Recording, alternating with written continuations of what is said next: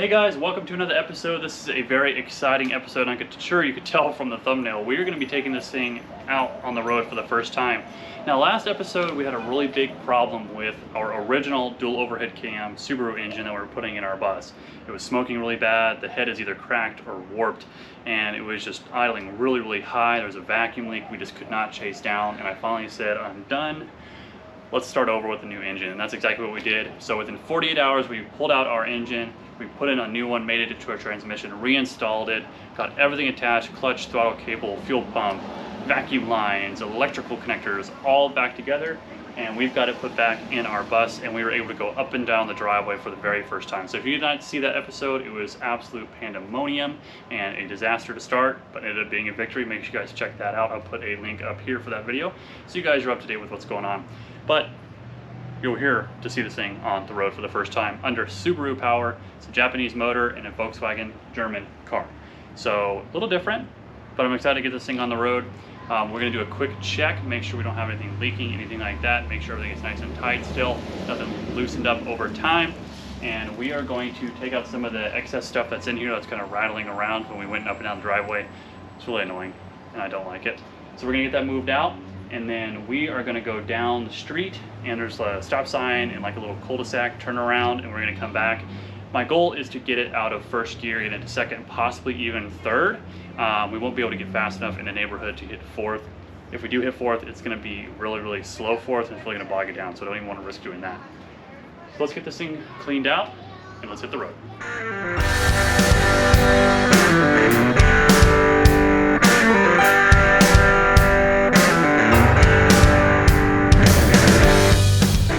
So, quick systems check. Everything looks good in here.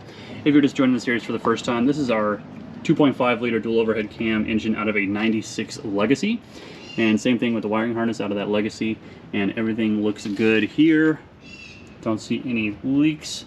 We definitely got to get that tied up there. We might do that just with a zip tie for crudeness sake, so it's not doing that. And it looks good. Come around. Don't see anything under there. Looks good. So I'm really excited to hit this on the road. Everything looks good. Everything checks out. Let's tie up that radiator line just for now. That way I'm not dragging or anything like that, just to be safe, because we're going to start building a lot of pressure as we're spinning that engine over as we get on the road. We do not have our exhaust on yet. We're still working on that. We've got to get an O2 sensor and all that thing. Those are the only codes that it's throwing, is that it needs an O2 sensor. And we have one. We just got to get a piece of exhaust that has the O2 bung in it. So it's going to be a little noisy, but the fuel pump's about just as noisy as well. So let's hop in, clean out some of this stuff, and finally hit the road. I know I just said it. Let's get on the road. I get it. That's what you're here for. But patience. We'll get there. All right. So I've got you guys on the back there with my phone on a stand kind of strapped down.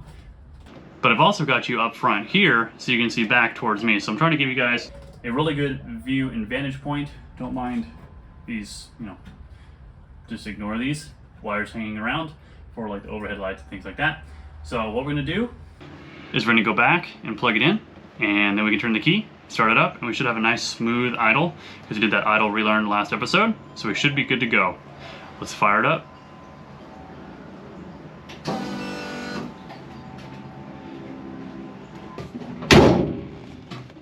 Okay, so I've got my, well, you can kind of see, my OBD2 reader. It tells me my RPMs and water temperature. It's kind of hanging off to the side over there, just so I can see it. But I can see it from here, so if we're getting hot or anything like that, or any revving issues, I'll be able to see it at least from here. I'm going to run OBD2 extension underneath the bus up through the back to the front here, and rest it here on the dash so the wire's all hidden the whole way and everything. So, all right, enough talking. Neutral, clutch, let's do it.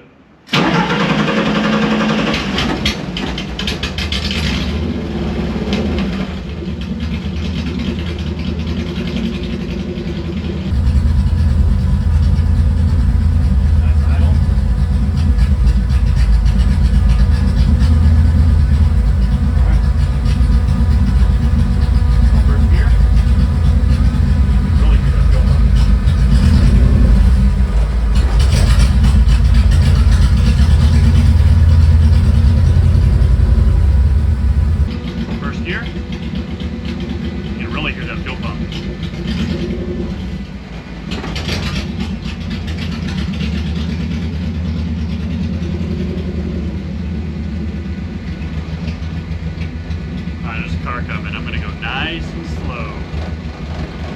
Neutral. God, that door is rattling. That sliding door, that's what that rattling you're hearing.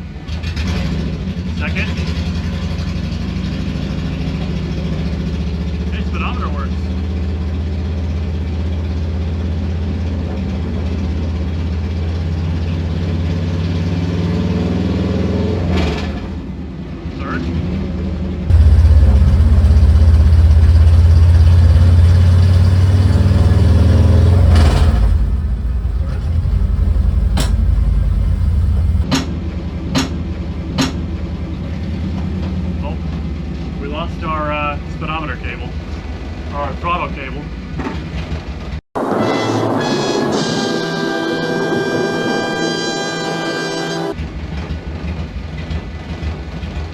This is awkward. A few moments later. Well, maybe not.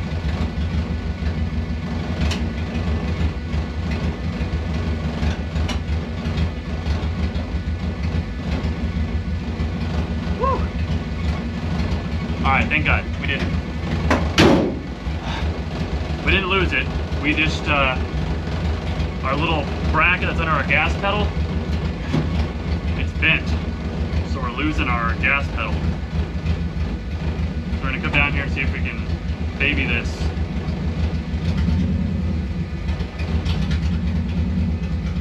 Just like first or second the whole way home. Nice and easy on the gas pedal.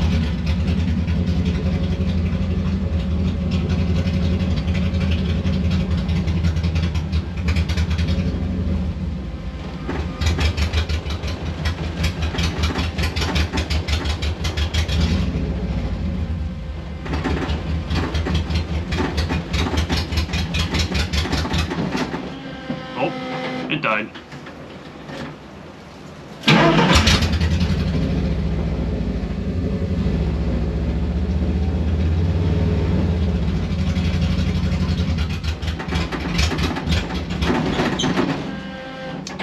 My gas pedal's not being nice. I think we're gonna have to mess with that before we can go any farther.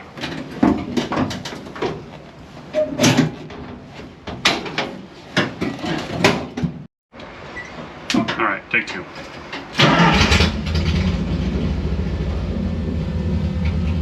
Comes down to an idle.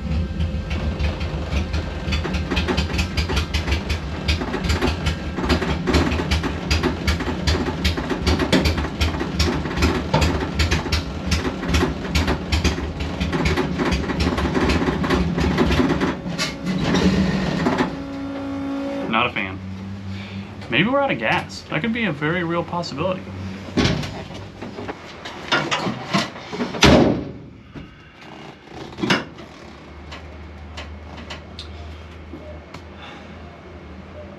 So, just, you know, note to self. Make sure you put gas in it. You know, that'd be a good idea.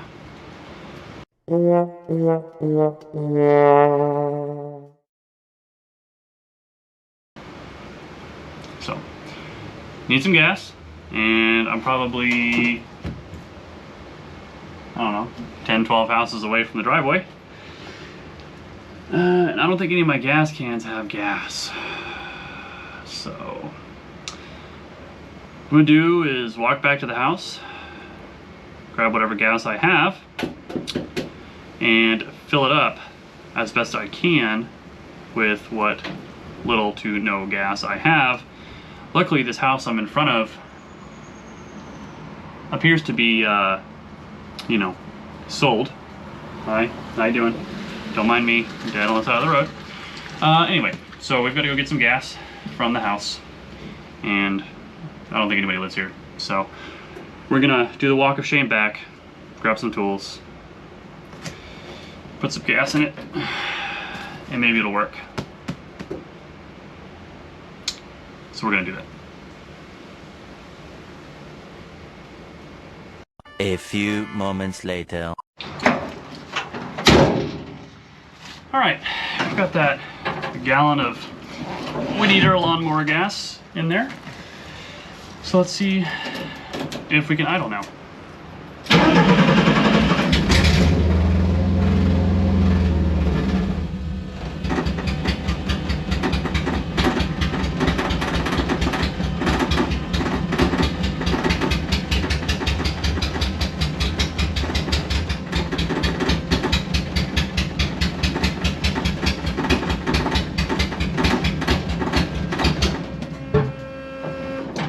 Not a fan. Let's go see if something got disconnected.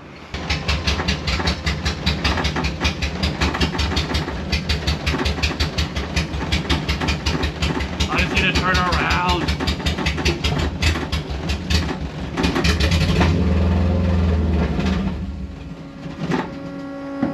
Man, I just want to go home. All right. We're back home. A really nice neighbor came in and helped me push it from, I don't know, 15, 20 houses away, up the driveway and everything. And I tried to get it to idle. I went and got a couple gallons of gas, and it just will not idle. It'll rev up, bog down, and then die. So I think we may have a leak somewhere, vacuum leak, or I don't know. We're gonna have to play with it some more, but I think we're gonna call that a wrap for today, because my arm's really tired, and I think we'll attack it tomorrow, see if we can let it rest, and see if something else comes to fruition. So till tomorrow, we'll try again. Well, it's the next day, and we did a couple things early this morning. Had our coffee, got energized. We repaired our throttle cable that was binding up on us. Come to find out, our little S bracket that goes on the back side of our gas pedal was backwards. So there was a little like tab that sticks up to keep it from sliding, and we fixed that. So we switched it around, and now our gas pedal doesn't slip off and stick to the floor. We've also added another spring under our gas pedal. We were missing our factory long skinny spring that helps hold it up, so we got our own setup mixed. Yeah, I know, exciting. Dogs barking in the background. But we have gas in it, and I think my oil air separator is leaking on the backside. There was some oil underneath, and I crawled into there and took a look, and it's coming straight from that new metal plate we put in there. So I guarantee I didn't torque it down before we installed it. Great. So that means we're gonna have to eventually drop the transmission to retighten all those bolts. So good thing is we're gonna try again today. I've also installed a kind of little bit of an alternator charger situation. So our alternator wires on the top, down here, were cut off. So I took this off, I took off the plastic conduit stuff, and I replaced the wires, the brand new wires, all the way along to the starter and the battery. And we also have a alternator light through our test light, and that seems to solve our charging issue. As soon as I plug in this little test light to show that it's charging, we get voltage at the battery, so that's going to be charging. So we shouldn't have any issues with running around. So we're going to go again. I don't know if that nice neighbor is going to be back home today to help us if we fail yet again, but we're just going to jump in and find out. So let's hop in the bus, grab the keys, and go a little bit shorter distance. Baby steps. Baby steps. All right, here we go. Brake, neutral.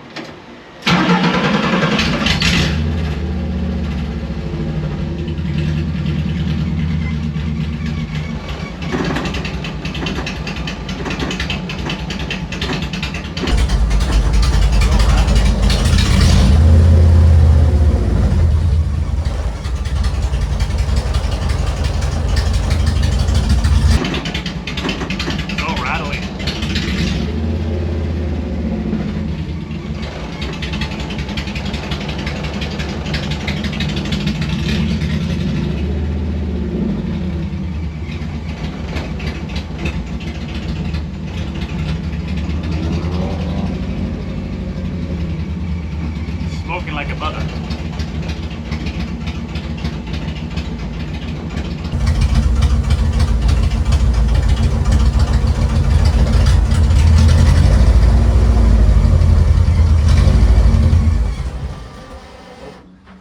You let out the clutch too fast. Oh, you let out the clutch too fast. Back up the driveway. Going pretty good.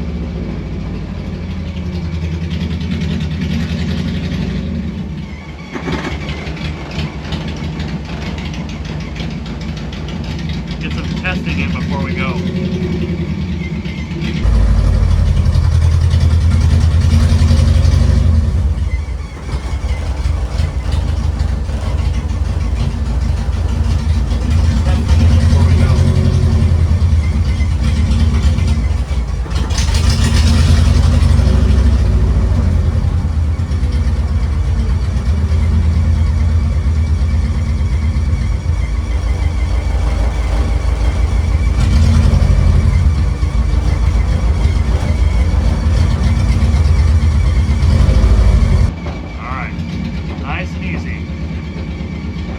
First gear. Where are you?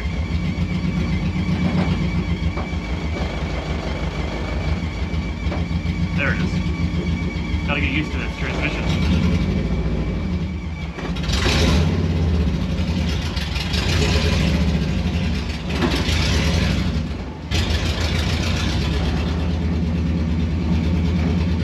Alright, first gear.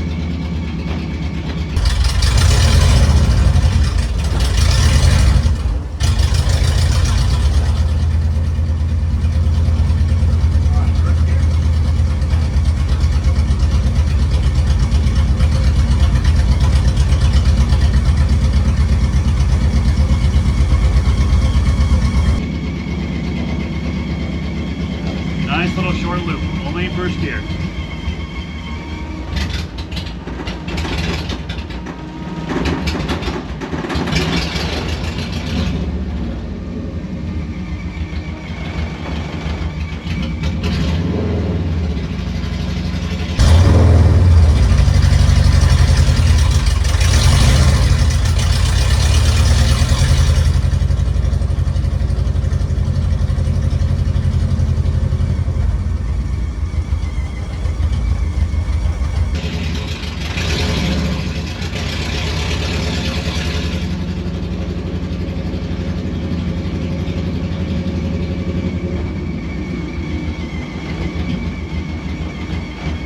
Definitely gotta get some tweaking on it.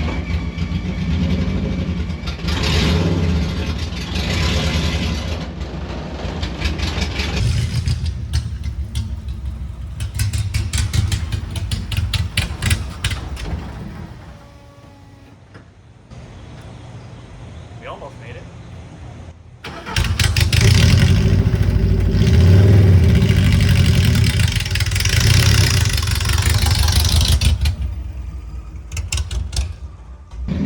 All right.